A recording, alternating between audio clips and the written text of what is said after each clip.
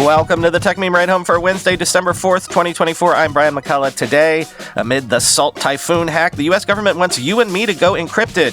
Ubisoft shuts down XDefiant. Spotify Wrapped 2024 has NotebookLM baked right into it.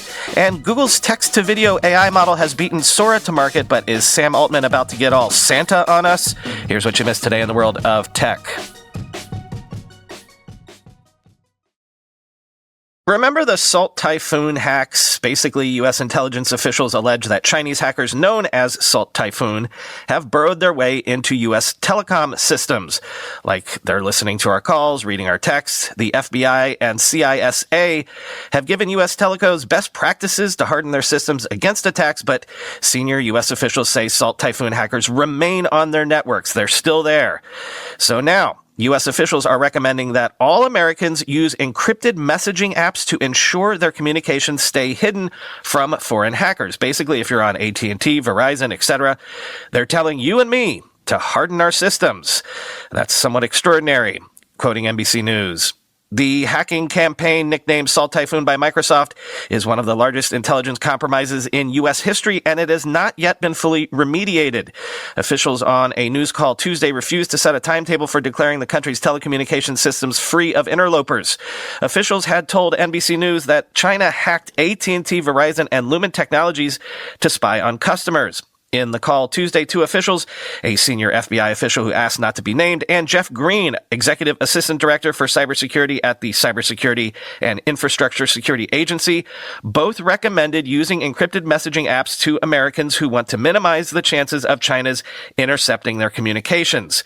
Our suggestion, what we have told folks internally, is not new here. Encryption is your friend, whether it's on text messaging or if you have the capacity to use encrypted voice communication. Even if the adversary is able to intercept the data, if it is encrypted, it will make it impossible, Green said.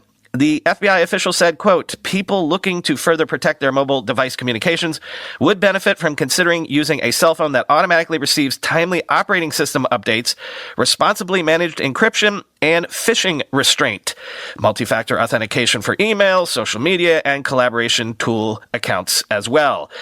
The scope of the telecom compromise is so significant, Green said, that it was impossible for the agencies, quote, to predict a time frame on when we'll have full eviction.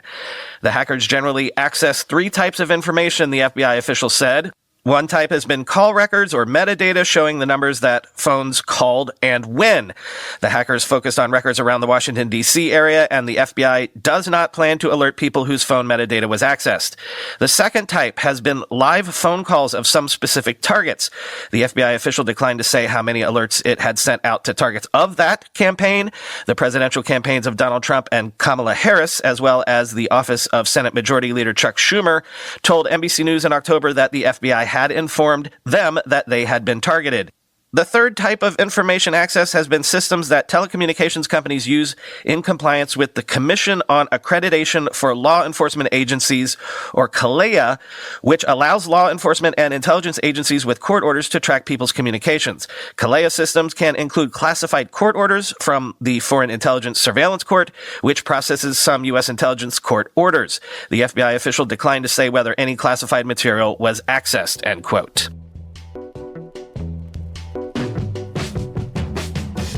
Ubisoft says it will shut down its free-to-play shooter XDefiant, but keep its servers on until June 3rd of next year, but also plans to lay off around 277 of the production team staff as part of this closure.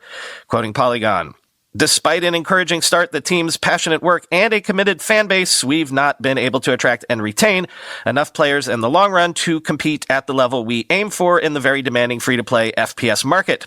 The company wrote in an internal notice published on the Ubisoft website. As a result, the game is too far away from reaching the results required to enable further significant investment, and we are announcing that we will be sunsetting it.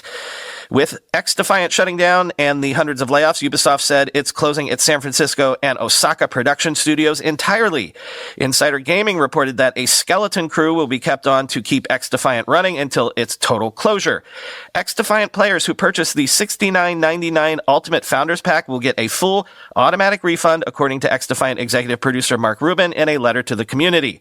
All purchases made within the prior 30 days will be refunded too. However, according to a Ubisoft FAQ, the Founders Pack and Founders Pack Elite are not eligible for refunds. Rubin said players should expect any refunds within 8 weeks. XDefiant was released in May following the project's announcement in 2021. At launch, the game was seemingly a success. It reportedly reached 1 million players within hours of its official launch, according to Insider Gaming. No official player or revenue numbers have been released, but Ubisoft CEO Yves Guillemot said during an investor call in September that the game did not meet expectations. In October, Rubin said on X that numbers were down due to, quote, very little marketing, a strategy designed to, quote, get the game in a better place before ramping up marketing to attract new and lapsed players. He wrote that he was crystal clear in that there were no plans to close XDefiant after its 4th season following an Insider Gaming report. In its most recent earnings report in late October, Ubisoft reported that its overall sales were down nearly 20%, but that engagement metrics for its games were up. The publisher also said that it decreased its staff by more than 2,000 people in the prior 24 months, a number that is likely a mixture of both layoffs and voluntary departures, end quote.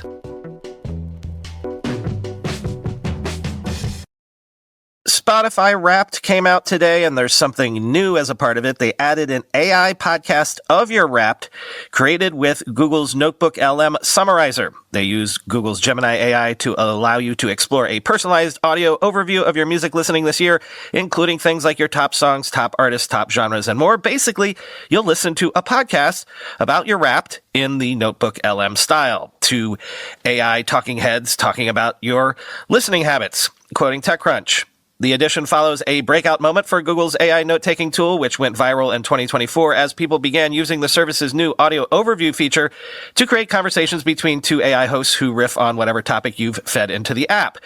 Though designed to help you summarize notes and research, people began feeding all sorts of content into NotebookLM, like blog posts, books, or even diary entries, leading to interesting insights and sometimes hilarious commentary. When you play your Wrapped podcast, accessible from the home screen on Spotify's app, the AI host will complement your music taste and summarize your listening activity. You can also save the AI-created audio clip to your mobile device or publish it to social media. Spotify is also rolling out a new data story called Your Music Evolution, which lets you see how your musical interests evolved over the past year. This will track up to 3 distinct musical phases you went through during the year. For a year that saw Beyonce doing country, the celebration of a Brat summer, a continuous Taylor Swift Eras tour, an Oasis reunion, and a number of notable collabs, Spotify will have a lot to choose from when it comes to tracking users' changing interests. The feature will also come with a personalized playlist that will be available from the Wrapped feed in Home, end quote.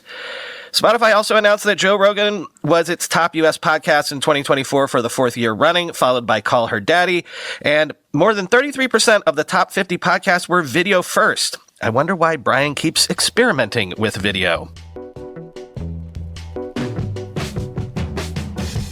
Remember those rumors of Apple wanting to make a concerted push into the smart home? Well, Ming-Chi says Apple is delaying the mass production of a smart home-focused display-equipped HomePod until after WWDC 2025 or Q3 of 2025, mainly due to software development issues. Quoting Kuo himself, the display-equipped HomePod is expected to feature an A18 processor, a 6.7-inch display, and support for Apple Intelligence. Compared to the current HomePod lineup, the display-equipped HomePod will emphasize smart home functionalities more. It can be seen as Apple's strategic repositioning of the HomePod product line. Apple has a history of successfully repositioning existing products. A notable example is the Apple Watch, which transitioned from an iPhone accessory and fashion product to a health management device. I previously predicted that Apple would launch a smart home IP camera in 2026, which will be able to wirelessly connect with the display-equipped HomePod. I believe Apple will tightly integrate these two new products with its existing ecosystem and HomeKit to deliver a seamless smart home experience. Apple's patents related to authentication demonstrate the company's strong interest in the smart home market. Similar to the importance of Face ID and Touch ID for mobile and portable devices, Apple has proposed solutions for identity authentication in the smart home space, which will help promote smart home applications. The display-equipped HomePod is expected to ship around 500,000 units in the second half of 2025. If the market response is positive, this product's annual shipments could reach the million-unit level, end quote.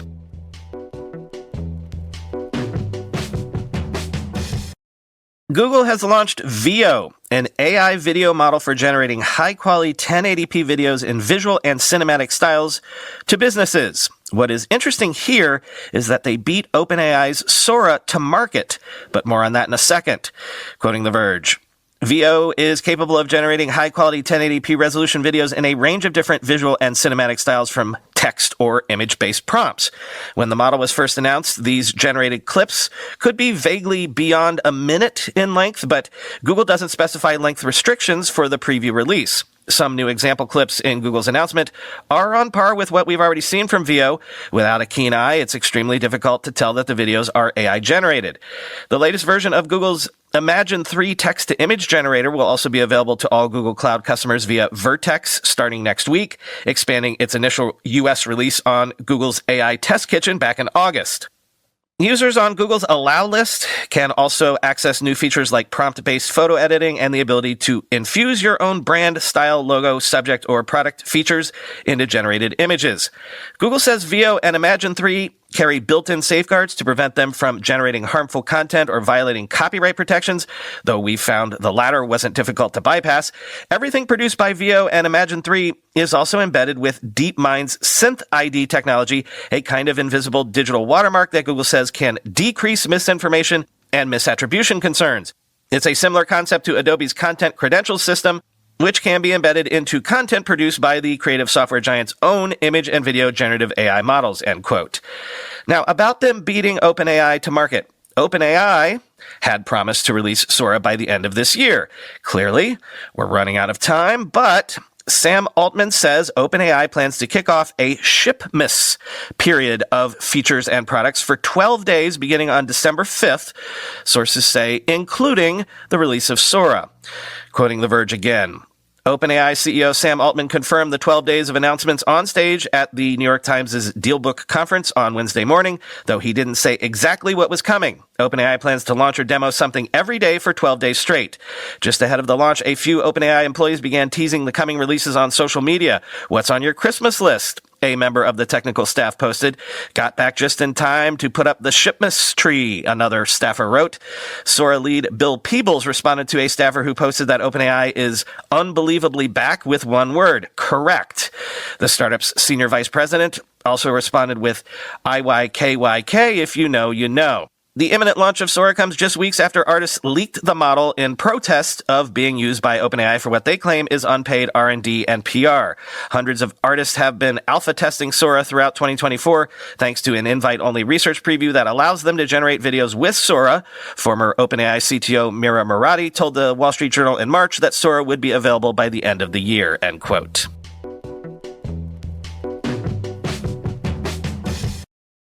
This is quite in the weeds, so it's for you devs out there, but AWS has introduced Amazon Aurora DSQL, a new serverless distributed SQL database that promises high availability, strong consistency, and PostgreSQL compatibility.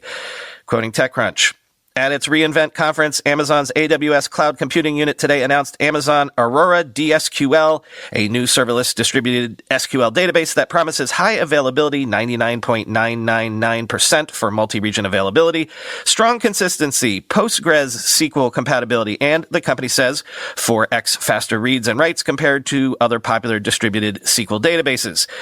AWS argued that Aurora DSQL will offer significantly lower latency than Google Spanner, its closest competitor.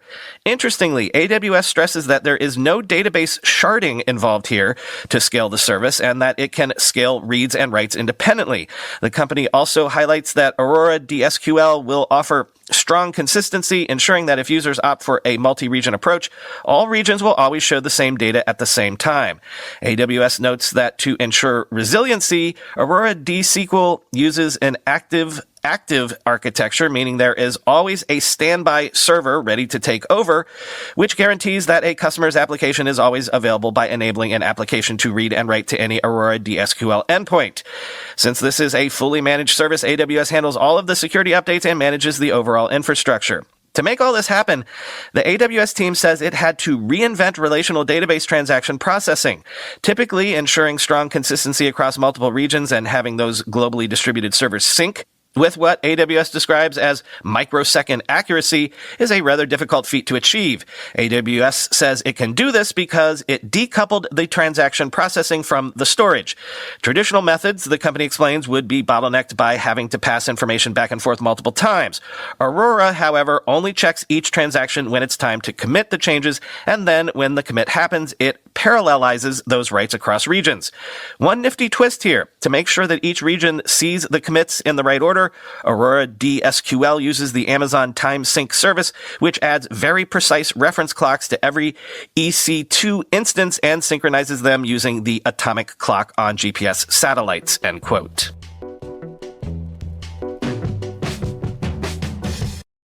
Finally, today, a quick review of the Kindle Scribe 2. Sherilyn Lowe at Engadget says it gives you a smooth reading and writing experience. The updated premium pen with a rubberized eraser is nice, and it keeps that svelte design, but it is relatively pricey.